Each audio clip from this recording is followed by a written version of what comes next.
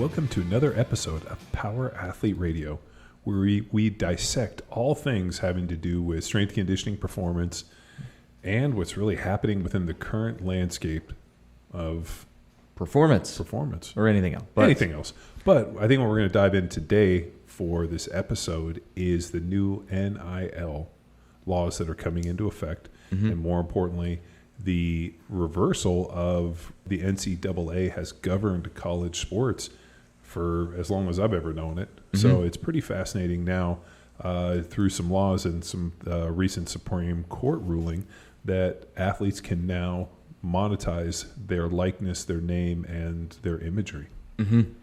And we're seeing it all over the internet. So we did some research to try to understand this rather than just what is sawn on Instagram or dropped by the now famous Instagram and TikToker athletes. Well, what's wild is that this could not have happened without social media. So, pre-social media era, I mean, how does a player control his likeness? How does he necessarily sell it? I mean, the ability to represent, I mean, there's just so much more access. Now you can have, we were checking out the Fresno State basketball girls, those twins, that have 263,000 followers on Instagram and have millions of followers on TikTok. I mean, they have such a capture of media that when they push stuff out, they have the ability to do it. It's like, Kylie Jenner, becomes a billionaire basically selling makeup and selling her, whatever she sells. Yeah, no, it's like a beauty line, like makeup line. Okay. She doesn't market it. She just markets it on her Instagram, but because she has 100 million followers, she is able to monetize that. So I think what we've really seen is changing of the landscape. And I wonder if the NCAA, seeing the ability to, or seeing the future of them just shattering into a million pieces, tried to get ahead of this and put this law, or at least put this out. I feel they did because a number of states went ahead and they said, yes, we can fair pay to play. California, Texas, Alabama, essentially a lot of the Power Five states, when it comes to football, they got ahead of this. And then, but those laws for some of those states not affected until 22, 23. Yeah. So now we're in 2021 at this moment in time, and it's like, all right, they passed this to get ahead of it. Well, so they weren't forced into this. NCAA made the decision to enact this. The ruling, the way the NCAA, for as long as has been in existence, the way that they've handcuffed players in terms of being able to monetize their name, their likeness, their image, was because it was owned by the schools, and the schools were able to profit. So the problem is people have been after the NCAA to pay players for years. But if you do a little bit of research, you'll realize that out of all of the Division I programs, only about 10 of them actually make money. So, and those 10 programs that do make money, we can all name it. It's like Texas, it's LSU, it's all these major college football programs. They're the ones that make money, and then they pour money back into the coffers of the school. Most schools actually, for their sports programs, operate in the negative. And the reason being is a few sports like basketball and football have to monetarily support all the other programs. And with Title IX and equal pay and all these other things, that money gets divvied up very, very very quickly. Yeah. So the NCAA was not in a position, they just financially couldn't ask the schools to pay the players because then they got to have fairness with that. So for example, if you're at LSU and you guys are generating hundreds of millions of dollars and that money's going in, does the LSU football player who's getting paid by the school, under the guise of, the NCAA condoning it, do they get paid a certain amount of money that is the same as somebody in a lesser sport? And I think what they found was a slippery slope that just bankrupted. So what they've done is they've offered the kids to go out and shop their likeness, use their brands to be able to pull this in and be able to pull it in. And I think where we're going to see a lot of benefit in this is for the female sports. These girls, they just don't have, it's not wrong to say they just don't have the fan base. They don't have the TV deals. They're not pulling in money the same way. So I think what we're going to see is we're going to see a lot of these girls that are using, and guys too, but just a lot of female athletes that are really big in social media, just being able to go out and fucking monetize the shit out of it. Yeah, and the NCAA, we saw with COVID and football, like Stanford calling their football season not happening, and then Stanford University had to cut sports. Yeah. So then completely go away. And like once those sports are away, they're not coming back. No. By lack of one football season. Yeah. So that is representative. And then if we make this assumption like, oh, they have all this money, nah, man, they're small businesses themselves, you know, with the exception to some multi-million-dollar businesses out there. But for the most, they're shoestring budgets. And I mean, sports, student athletes, strength coaches get the short end of that stick. Sure. The other one, and this is, nobody's really answered me this, like if I'm an athlete and let's say I have, you know, what do I have, 18,000 Instagram followers, and, you know, these girls have 250,000.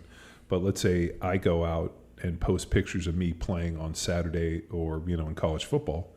Am I allowed to use my likeness with the branding of the university to generate money and not pay the university? So, like, for example, you know, we were checking out, what is it, the twin girls from Fresno State. I forget their last name. Yeah, Cavinder. Cavinder, yeah. Haley Cavinder. Yeah, Haley and Hanna Cavinder. So from Fresno State women's basketball. So they post pictures and, you know, in there. And I'm not a TikToker, so I don't necessarily know what's going on TikTok. But it's bullshit. So you saying I'm working on my TikTok dances with Juju? Yeah. Fucking working his Cadillac. Oh shit, dude. I love the one where the one dude was like, yo man, if you are in the NFL and you got TikTok and you doing TikTok dances, don't come near me. So I thought that was a good one. But so you have these two, you know, really good looking girls that are, you know, twins that play basketball at Fresno State, and they got signed up by Boost Mobile as their ambassadors. I mean, they have millions of followers on TikTok, and, you know, they got 250,000 on Instagram. So it makes sense. But they're posting pictures of them in their unis practicing and playing for Fresno. So now is that a slippery slope where now you're using the school and their likeness mixed with your likeness? How do you separate it? There's a lot of unanswered questions. Well, like in the NFL, you can't do that. So, for example, like if you see, you know, Rob Gronkowski has a Tostitos commercial and it's him in a football uniform. You know, obviously, like it'll have Tostitos on the deal. He's not in there in a New England Patriots uniform. Mm-hmm. So now, obviously, he's posting pictures of himself playing for the Patriots, and he's signing endorsement deals. So maybe it works the same way where, hey, you know what? This team's endorsing me. They're not necessarily endorsing, but this is what I do, and I'm giving snapshots of my life. I just think that that's an interesting thing where, you know, obviously these schools or the people that are paying them cannot use the school's likeness, but maybe it doesn't extend to social media. So it's really, really fascinating. Oh, I really don't know. Like what? So I have some questions. Okay, let's dissect them. To quote Rob Wolf, let's unpack them. It's a lot to unpack. I'll quote John Welborn quoting Rob Wolf. Well, I want to start with just the athlete perspective, because you yourself have dealt with many professional athletes, both as a teammate and a coach for some individuals. Like, money changes things. Mm-hmm. I'm questioning now these truly 18 to 22-year-olds. Do you feel that now a little extra change in the pocket will negatively affect and cause some disruptions within the locker room? So will this affect play? Yeah. Individual and team. Well, I think there's only going to be a small amount of players that get paid, or like in the conventional sense. So I saw Master P's son, who's coming in as a freshman to Tennessee State, gets a $2 million deal. I don't know if his son got that $2 million because he's an incredible basketball player or because his dad's Master P, but does it really fucking matter? I think a very small percentage of these players are going to get paid. But I think the players that are going to get paid are the ones that aren't necessarily the best players, but are the ones that have the greatest influence in social media. So the one thing that was a little, you know, and who am I to judge? But as I clicked on, you know, the Cavinder twins deal, and as a father of twins, a lot of fucking ass shots, a lot of bathing suit hiked up, a lot of like looking over the shoulder, like posing with your ass out. And I'm like, okay, so like that's your brand. Like they are pretty girls. I would be much more excited to see maybe this is just fucking old school, maybe it's dad. Like, you know, like, let me see you play basketball. Like, that's what I'm into. Like, you know, like basically looking at a bunch of ass shots on social media of a bunch of 18, 19-year-old girls. Like, that's the fucking, but maybe that's the market. Maybe that's what people want to see. I just think that, like, if your brand is built you know, and this is just maybe an elitist perspective, but as a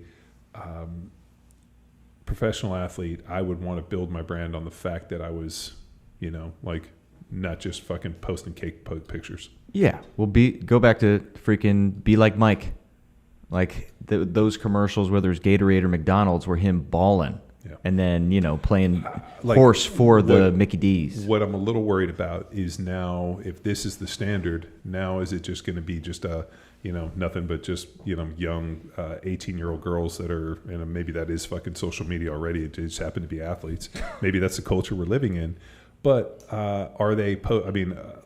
Are they influencing? Is it helping? Is it as a positive light? I would much rather see these girls paint themselves as athletes and performance-wise than just a lot of bikini cake shots. But maybe that's the times we live in. I think the other issue, and we get into just a lot of like gray areas with like what's considered a taxable benefit. Now, here's another interesting piece, right? Like when I was in college, I was a dependent, you know, for my parents. And dependents, I think it's like less than like $3,800, $4,000 a year. I think, yeah, 4,300 4,300 something. Yeah, so there's a number where if you make over X, then you can't get claimed as a dependent. And so these kids won't be claimed as dependents anymore. I don't know. So now you have taxable deal. Now these kids are going to have to pay taxes. They're going to have to file tax returns. Now you got to get an accountant involved. Are they smart enough to withhold part of their money if this kid, you know, if these girls get paid hundreds of thousands of dollars? I hope they have somebody on their side that's sharp enough to be like, you might have gotten paid $100,000, but that's really about $65,000 after taxes. So you only get 65, and I'm going to withhold this. Are these kids just going to run wild and go blow this money, which is how a lot of professional athletes, but the NFL actually withholds all of our taxes. So when I get paid an amount post-tax. They withhold all my tax money. The professional sports figured out long ago, they're not writing you a fucking check for everything because you're going to fuck it yourself. You're going to spend all your money and then you're not going to be able to pay taxes, and they had that problem. So are the individuals that are paying these kids, are they withholding money for taxes, realizing that they're not going to depend on an 18-year-old to like file tax returns? So I think there's a bunch of tax liabilities, but like what is considered a taxable benefit? Is it apparel? Is it food? Is tuition a taxable benefit? So now are these kids going to have to pay taxes because they got the gift of a scholarship? Right. So that's another issue. So like I went to Berkeley, and I didn't have to, you know, even though that was a gift, and the IRS is very clear on gifts, there has to be a monetary value associated with a gift, and you have to pay taxes on that gift. So I went to Berkeley. In-state tuition was probably $15,000 a year. Out-of-state tuition was probably $25,000 to $30,000. So now that gift of, you know, call it out-of-state tuition, call it $100,000, is way more now. Now, do I get taxed upon that gift? Do I get taxed upon the equipment that I'm given to use, or meals that I'm provided, or books that I'm provided? So all the things that were just encased within my scholarship that were just these are benefits for you being here because you're playing for the sport, you're working for this. These are the things you're provided. Now what's considered taxable benefit. These are all really slippery slopes, and I think what's going to happen is, and we all know this, if you're living in a fantasy land, if you don't think that the IRS will come for their pound of flesh. The one thing I've learned is just when you think the IRS goes away, they fucking come back to you. I just got, you're going to love this. I just got from California Franchise Tax Board, I just got a bill from 2014, 7 years after the fact, for they went back and somehow recalculated something and figured out that I owe them money. I just got that the other day. I haven't lived in California in 5 years. You for the business or you? For me. Okay. So for me, or if it was, I don't think it was Power Athlete, but I came to John Wilburn and my wife Kate, but I got a bill from Franchise Tax Board, and it was from, when I looked at the year, from 2014. I don't even know what it's from. So like the accountant I had in 2014, I got to reach out to her and figure this thing out.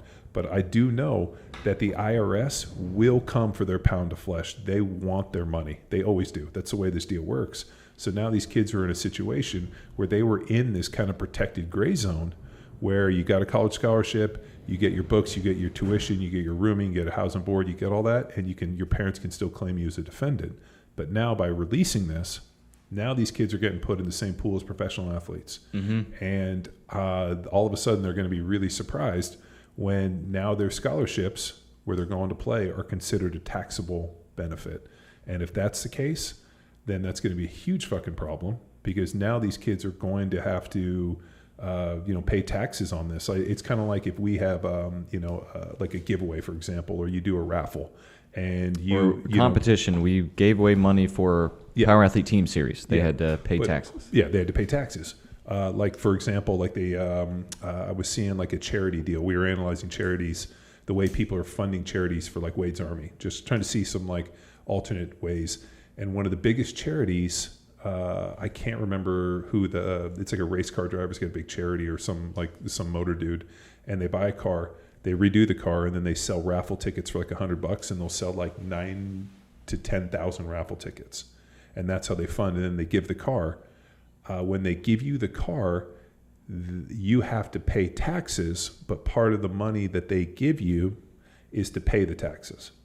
So you get the car plus, like, let's say the value is $100,000, they give you $30,000 to pay taxes on the vehicle, because that gift is a taxable benefit. Mm-hmm.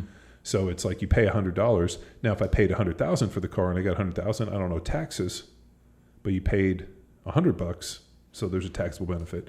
So maybe somebody smarter than me is listening to this and can chime in and talk to me about it. But I think that's a huge issue. We're at a point where now we're going to treat these kids like professional athletes. And like, that's another issue. Like, as a professional athlete, I got fined for violations, right? So example, every Friday I had to weigh a certain weight. If I was over or under, I got fined. If I was late to a meeting, I got fined. If I was late to practice, I got fined. If I was late to the hotel or the airport, or I wasn't there on curfew, or like, there's a million different things. And I was fined on all these because you were considered a professional athlete. Now, all of a sudden, because these kids are generating income based off their likenesses, do we consider them professional athletes? For example, your grades are your requirement to be here, part of your deal. So now, if these kids fall below a standard, are they fined by the university or the individual because you're not upholding your end of the bargain? Is there a morality clause? They get a DUI, they get into a fight, they do this. How does that all work? So I think for their scholarship, but also for the T-Mobile. I don't think T-Mobile gives a shit if these girls show up to practice, or maybe they do. Maybe they do, because here's the deal: what if they don't show up to practice and they get booted or they get fined? They're professional athletes; they have the money now. So, there's a lot of slippery slope. Then here's the biggest one that I'm foreseeing, and maybe they just don't give a shit anymore because this is how you're going to pay players. Let's say I'm a top recruit.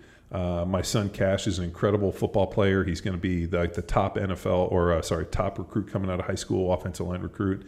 I get a knock on the door, and it's from Auburn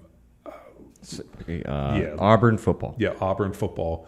But it's in the realm of some major corporation who is a Auburn football alum or booster that's like, you know what, we want to offer you $1 million signing bonus to sign for, advertising with this company if you go to Auburn. But this only extends for you if you go to Auburn, because that's where we do our business. So now you have a situation where they're legally, because that's what's going to come next. So Dave Portnoy from Barstool, he's a fan of different sports. So now, you got one. So now is he went to University of Michigan. So now is he out there and being like, hey, Barstool for high school kids, Barstool, the minute that you sign with Michigan, I got a deal for you. So now is he up there playing kingpin? I doubt it, but I'm sure there are more conniving. Dude, they've been playing players for years. I never got paid. But in the NFL, I heard all the stories about how guys got paid and how boosters paid them and the whole deal. Now you're in a situation where, I played with some guys from Florida State, and they talked to me how they got paid. and how, they were able to funnel money through. And I remember being like, shit, we were below the poverty line. We must have sucked. But that becomes a very, very real deal. So, maybe it's a long time coming. Maybe all this shit's been under the table for so long that maybe what they're doing is they figure like, we'll put it out there and we'll see what's going to happen. Because where these guys get in trouble, so let's say you're a booster and you were to pay a kid $100,000 to go. Who pays taxes on that money? The IRS doesn't give a fuck about cheating. Cam Newton's dad. They only want the money, right? So the only way you get in trouble in this country is if you don't pay your taxes. Well, yeah, Al Capone. Look at Al Capone. He's the fucking biggest gangster in the history. And you know what they got him on? They got him on tax evasion. If he had paid his taxes, they let him go. Right? It's a crazy deal. But I think it's a long time coming. I'm excited for these kids that they get to enter into this, and they get to monetize, what they're doing on social media. Obviously I didn't play, high school in college, social, like this wouldn't have worked without social media. How do they go in and find what's my media reach as a young John Wellborn? No, I get interviewed in the paper. Maybe I was in a picture on Sports Illustrated. Like it's not as if players have this world stage unless you're like a Heisman Trophy player who's got a team or has a school behind them that's driving all of this media to them to try to win the Heisman. We saw in the program, is Cain able? You remember they sat down with the media team to try to push him for the Heisman? That's a very real deal. But now you have a situation where these kids can monetize. They got 1 million followers on TikTok, and businesses are clamoring for access into these markets. Okay. A few more questions for you, John. Agents. So talk to us about the agent process. Like, you have an agent to help protect you, to help manage, negotiate. Like, what is that role? And then how can student athletes utilize that tool or protect themselves against agents? Well, as the way it worked, and I haven't dug in enough to figure out how the agent process works now in, going forward with this NIL deal, but you can't sign with an agent until you're done playing football or done with your season sport. So once I played my last college game, then I was able to sign with an agent. And really the agent's job is to, at the time was just about to negotiate with teams, but like all the endorsement deals I got were basically, kind of come from the agent. But it was just like, I was a Nike athlete. I had a few others, but because there was no real platform for us outside of just standard media, like you had to be a really, really high level player. You had to be a Tom Brady type of player to get any big endorsement deals. Now what's amazing with social media, because conventional media has just fucking bent over and taken in the ass from social media. They are. Like conventional media? Like who like when was the last time you drove by and saw somebody on a billboard in Tostitos? How many people get those commercials? Rob Gronkowski or a few other players. Now you have a situation where like Power Athlete could go sponsor, send a bunch of merch and sponsor a player, and now all of a sudden, who knows? Now it allows access into some new ways. The agent's there to protect, but for the most part, and I have met good agents. I think I worked with one, later in my career, but I think for the most part, agents are fucking vampires. They're feeding on the blood of the whole deal. Does a player really need an agent? No, but the best thing that the agent convinces you is how much you need them. So, at the end of the day, I think these people need a lawyer more than they need an agent. That's a good note. Like if you're looking for an agent, go look for a lawyer. I wouldn't hire a lawyer or I wouldn't hire an agent that wasn't a lawyer. And if I did hire an agent that wasn't a lawyer, I'd make sure I had a lawyer on staff to review everything. At the end of the day, you don't want to get yourself into any hot water with contracts. And I think sometimes people are fucking very cavalier with that shit. I think sitting down with a lawyer and having somebody with accounting, so that you can understand tax liability and all this is really important. If my kids were ever in this situation, the first question I would ask would be to the accountant and be like, okay, what's the tax liability on this for the kids and for me? And the first thing he's going to say is, how much are they generating? They're no longer dependents. Now they're going to have to file their own tax returns. What's that going to cost? What is the tax liability? What can and can't they do? How do we withhold money? How do we make sure that when, all of a sudden taxes come up, this is paid? And then more importantly, what are the people that are sponsoring you? What are they expecting? And do you have the maturity to understand the contract that you're signing, because a lot of people are very unsophisticated. There's a lot of unsophisticated adults with this shit. They're just seeing the green and not realizing that these companies are investing money expecting you to do something. Like, we need a certain amount of appearances. We need this, this, and this.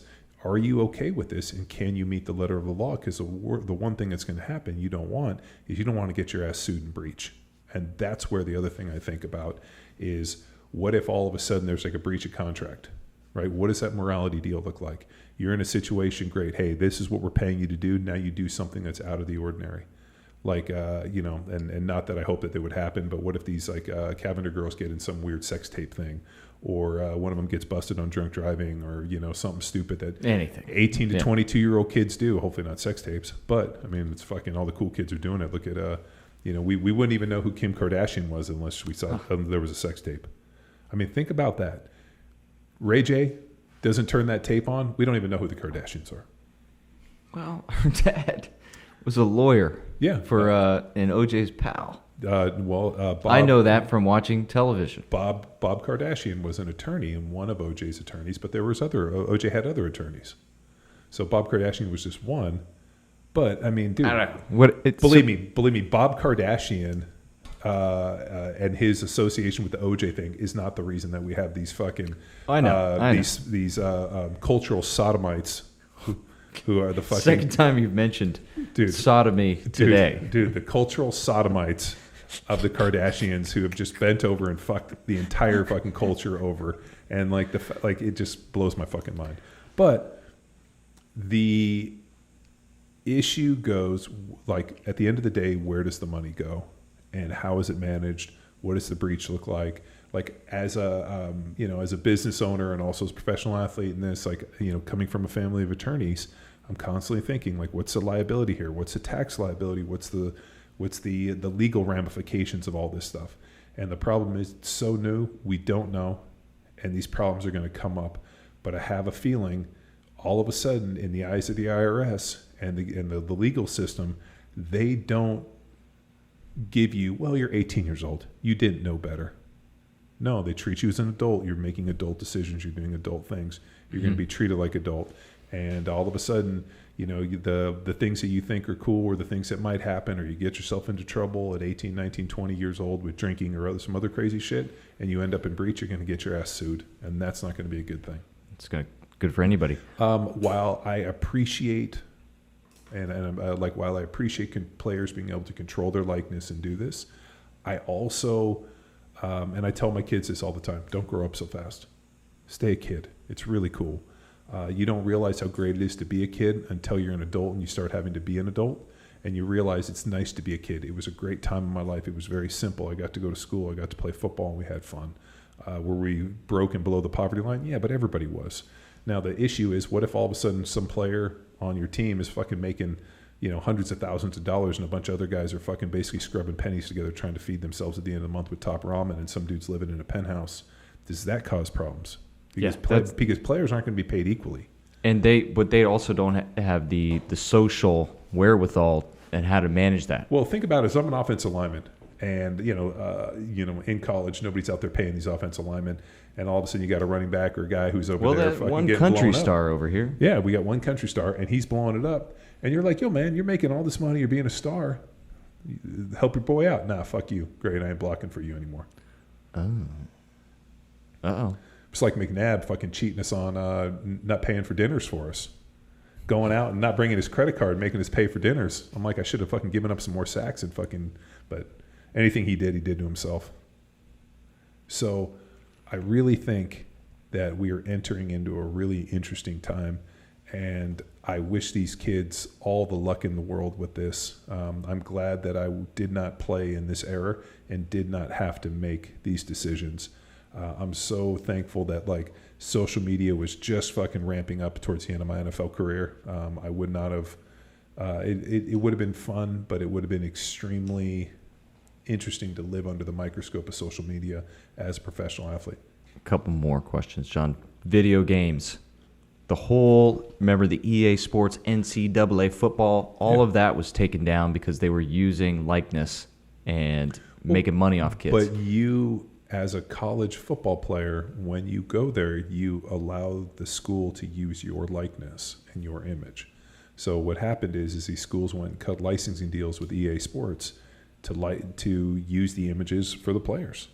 And the players, like it'll probably get to the point where they won't give scholarships anymore. And I was thinking on this. Whoa. Right? No, but think about this, right? Okay. What if it got to the point where they didn't give scholarships anymore because the school wanted to be compensated for giving you the opportunity to make money? So, like, I want to go to Alabama and play at the top. Well, I'm not giving you a scholarship because you are going to come here and you're going to use the school to play at a high level, which is going to allow you to make endorsements. Fuck you. Pay, we'll let you in, but we're not paying for your school anymore. Well, I mean, dude, like these are and open the door for some lower.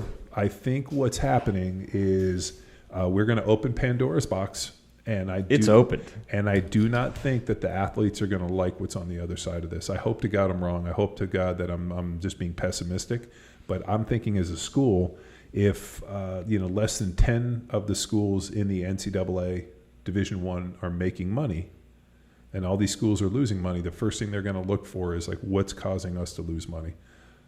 We were able to use these kids' likeness. We can't use it anymore to generate income. So where's this money going for? It's going for scholarships. It's going for books. It's going for all this other stuff. Okay, well, these kids are making their own money now. They're using the school. Like, do people know who the Cavinder sisters are because they play basketball at Fresno? I don't know. I didn't hear of them. No, I mean, but think about it, right? Do people know them because of their platform as basketball players, or are they just hot chicks that show cake who dribble basketball? If that's the case, and they were social media stars and rock stars and had 1 million TikTok followers long before they were Fresno basketball players, then that's something to be said. But if because they played basketball at Fresno, has that given them a big stage to grow their social media following, now does the school look and be like, great, you've used us to build your social media platform to go out and sign with Boost Mobile and make this money. We're not fucking paying your scholarship anymore. Now you got to pay us to come to school. And that's a way, and now we'll get into a business decision, being like, okay, we're going to give you the opportunity to come here and play on this stage, which allows you to build your social media influence, but we're not going to pay you to do it anymore. Decision time, kid. So, that's the thing where it's like, if you want to sit with the grown-ups, you're going to have to make grown-up decisions. With the NFL teams, when you get drafted, right, they draft you to play. But why are they drafting you to play? They're going to build a team which allows them to go out and compete at the highest level, and they pay you a salary just like I get paid. Now, they paid me to go there, but I was on a team to execute something. If I was trying to go to the NFL, or more importantly, if I went to the NFL and I was like, hey, I'm going to become a star because I'm on this NFL team, and the NFL didn't have any way to make money off of me, what would they say? Fuck you. You pay us. Mm-hmm. So I think there's a lot of slippery slopes. I think the whole thing is what's considered a taxable benefit. What's the tax liability of these kids? What does breach of contract look like? How does the tuition, is that a taxable benefit? Now are the schools going to ask these kids to pay them because now they're giving them this big platform? Think about, like, okay, let's say you're at LSU and the kid goes and he's a top recruit. LSU wants to win games, but they know that this kid's going to come there and piggyback and go to the NFL. So then they say, hey, we're providing you this world stage to go play in the NFL, and we're not going to make any money off your likeness. You got to pay us.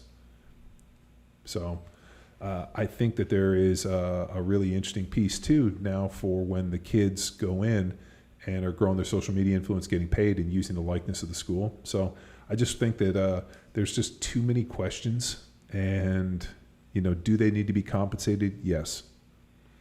Could the NCAA afford to pay these kids? No. Right? They're already bankrupt.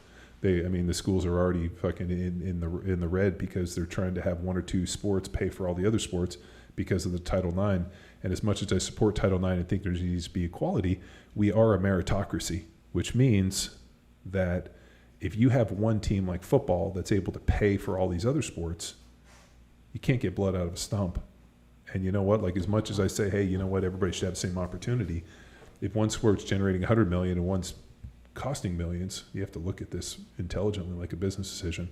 And I think we've kind of looked at it almost like a little bit of socialism, where it's like, well, the small haves pay for the whole amount of have-nots, and that's the case. But now we're in a different position. So I mean, if Fresno can't afford to pay to fly these girls certain places because now they can't sell their likeness or they can't use it within their own deal, and these girls are able to make their own money. So now does the school look to them and say, now you got to pay us? And who are you within your social media influence if you're not playing basketball? Like, are the Cavinder sisters still on Boost Mobile if they're not basketball players? Or if they're not on the team, do they still have that deal? I don't know. These are a lot of interesting questions. Yes. Final one, and I know this is going to be freaking a hot take or a first take topic. The Reggie Bush, Terrell Pryor, they sold their likeness for opportunity. And Bush was for recruiting, so a little bit different. He got paid to then go, accepted money to go to USC. Heisman's taken away, wins are discounted from his team. And now, similar situation but different. Pryor made money off autographs and exchanged tattoos for like autographs and promotions and pushing people towards a tattoo artist. Yeah. So then the Buckeyes, Tressel, those wins are gone. Yeah. Are we allowed to retroactively give back Reggie Bush's Heisman, or based off the laws they broke at that time, they're still out? You know what I mean? Yeah, I mean, it's like, I don't know. In California, did they release all the people that were, basically behind bars for marijuana? I doubt it. So they legalized marijuana in California. Have they released people from jail with marijuana related offenses? I doubt it. I don't know. I mean, I'm sure we could Google it, but I have a pretty good feeling that they have not. That even though, marijuana is legal in California for recreation, the people that are behind bars for marijuana related offenses aren't set free. So I don't know if they would go back and retroactively give Reggie Bush his deal, because at the time it was considered cheating. And even though the law, it's not as if they're changing the law to say, well, you can play players now in the way that they did. But where Reggie Bush got his ass in trouble on that was because of the taxes. The guy, paid him money. He never paid taxes on that money. I wonder if he had to go back and actually retroactively pay taxes on that money. No idea. So, I mean, that's like what people forget. That we have this thing, and we've talked about it on the podcast. We have this thing called a social contract when you're born here, and if you don't believe it, then all you have to do is look at your social security number, which is issued on birth. What do you think that is? That's your number for the corporation. The social contract and the corporation you signed is issued with social security number, and that social security number is tied to all of the income that you're able to generate, and you have to pay taxes. That's why you have to list your social security number on your tax return, and when you buy a house and all the other stuff, that is that's your number within the corporation. So, and within that social contract, you have to pay taxes. You have to follow the laws. You have to do this, and if you don't follow the laws, they put you behind jail. And if you don't pay the money, they fucking take it when they put you in jail. So, You gotta pay it anyway and go to jail. Well, it's fucking classic. Like, have you seen the debate? It's raging here in Texas now about voter laws. So one of the big ones is you have to show your ID to vote, and people are outraged. How dare they ask for an ID? And I'm amazed by that one for the mere fact of everywhere I go, I have to show my ID. I have to show my ID to get into a bar. I have to have, if I don't have my driver's license on me when I drive, in a bar. Or I get pulled over, I get a ticket. When I go to the bank, I have to show an ID. Like everything I do has to show an ID. So asking people to vote, and then the argument is, well, voting is not a privilege, it's a right. No, it is a right, but that right can be taken away from you if you're, a felon or this. I mean, there's other reasons if you didn't register. So I think we're in a really interesting time where people's perception of this thing, is like, I mean, think about this. To buy a gun, I have to give an ID, and that's a right. I mean, that's not a privilege to own a weapon. I don't know. I definitely recall showing my ID to vote. Yeah, in all my every time. experiences here. But there's a lot of times where you, or in other places, they don't require an ID to vote. You can just show up and give them your name. So, I mean, think about ballot harvesting. So ballot harvesting, what they do, they send them to old folks' home, and they're like, 50 old folks people, and they leave with 800 ballots. I mean, and there's companies that do ballot harvesting, and that's considered legal. So, I mean, there's a whole bunch of laws in this. Do they sponsor any athletes? Dude, well, I mean, and the big deal is the Texas legislators all got on a plane and flew to D.C. so that they would avoid the vote here in Texas. They just basically bolted out of town because they were trying to vote in these laws. And I went through, and I didn't read I didn't read the bill from top to bottom, but I read all the excerpts in this, and actually went to the bill and looked at it. But it's all pretty common sense shit.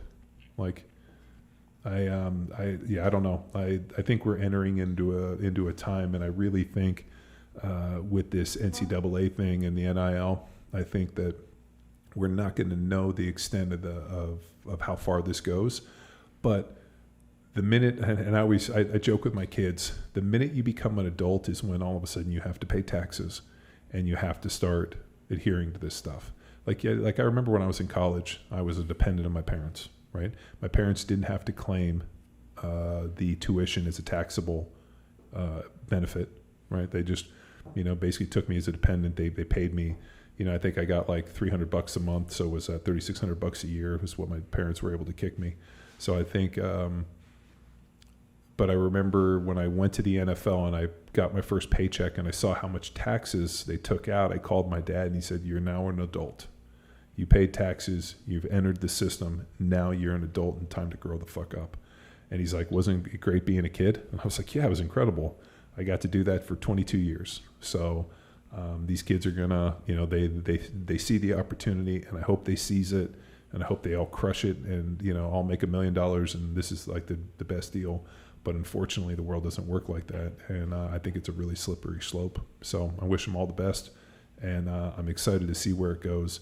But there's naive people, and there's very powerful players in play on this, and I don't think that the naive individual is going to come out on top. No. Certainly not. Protect yourself. Say there is a college athlete out there, John, who's looking for some potential power athlete sponsorship. Where would you suggest they begin? They should send an email to raven@powerathletehq.com. And how would you spell that? RAVEN @powerathletehq.com or powerathletehq.com. So if you're interested in maybe potentially being sponsored by Power Athlete, which might look like merch, might look like some training, other type of things, and we could trade for social media and a little bit of blow up, we would definitely be up for it. But if you only have 12 Instagram followers and no TikTok followers, no dice. You got to be active on social media. You got to be willing to pump it, and you got to be able to work. And we're accepting Division 1, 2, and all you motherfucking D3 All-Stars out there, you better apply. D3 All-Stars all day. But here's the thing, this isn't the Little Sisters of Mercy. We're not a fucking charity. And I think what people have to realize is that these corporations are not charities. And so I'm sure a lot of players and a lot of people are applying. The first question is, what's your tag on social media? How many do you have? And what's your engagement look like? It's just like we run into with advertising. When we sell ads or we do different this, the first question I ask is, how many podcasts you put off? How many downloads? What's the rate of return? What's your engagement? What's this? I mean, these are all the same questions. And, if these girls are having to do it by just posting cake pictures, then you know what? Like, how far does that get them? Because eventually they're going to age out of that. So then they're like, well, yeah, it's going to be rough. I can't wait to see what we get. It's going to be fucking great. All right. That's another episode of the premier podcast in strength and conditioning. Power Athlete Radio. Bye. I'm a loaded freight train and I'm right on track.